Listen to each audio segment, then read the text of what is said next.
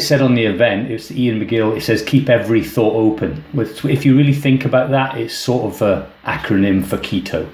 And you're going to see a few of them, and they're sort of little bits of insights into discussions that we had in the members group. So we've run this over 5 weeks. Seems a long time ago now.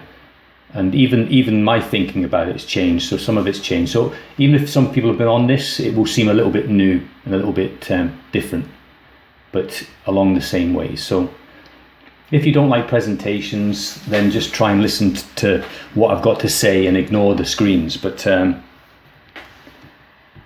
5S to Keto Lifestyle Thinking, a workshop with Ian McGill, that's me. And I'm a transformational coach. That's all I'm going to say about that. I'm just a transformational coach. I work one-to-one with people, and I hope to transform their lives like I transformed my own. And the caveat there is, the reason why most people struggle or fail on their journey to better health, better fitness and weight loss is because their thinking gets in the way. That's a bold statement, isn't it? And that came about. I went to probably one of the last in-person workshops and my workshop with Mark.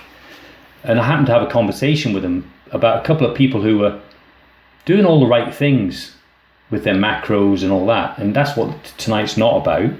Obviously, nutrition and movement plays a big part in what we do, and I'll come on to that later. But also our thinking can do a lot of things for us as well, you know. And I don't mean positive thinking or negative thinking. I just mean the conditioned thinking or the personal thinking that gets in our way, and we'll come on to some examples of that. But with the conversation with Mark, I said, wouldn't it be good if we just sort of started talking about that? And it's gone bigger and bigger since then, and we have some really good Monday nights, hopefully, for people. I certainly enjoy it, and I'm really passionate about nutrition. I'm really passionate about